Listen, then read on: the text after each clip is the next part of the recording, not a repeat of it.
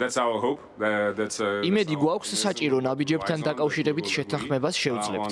როდესაც ვხედავთ, რა ხდება თბილისის ქუჩებში. როდესაც ვხედავთ, რომ ოპოზიციის ლიდერებს აკავებენ და ძალადობენ დემონსტრანტებზე.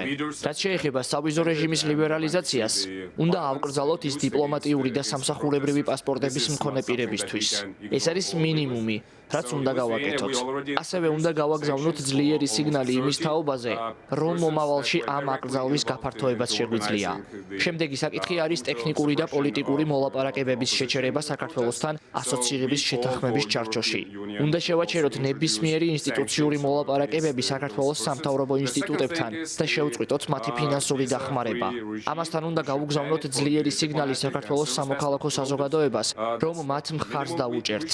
ამისთვის გვჭირდება ფინანსური პაკეტი, რათა ვაჩვენოთ, რომ სერიოზულად ვართ განწყობილი. დროა ვაჩვენოთ ქართულ ხალხს, რომელიც ქუჩაშია, რომ ევროპა არ მიგატოვებთ. ევროპა თქვენთანაა. ევროპას თქვენ სჭირდებით. ეს ახლავე დღესვე უნდა გავაკეთოთ.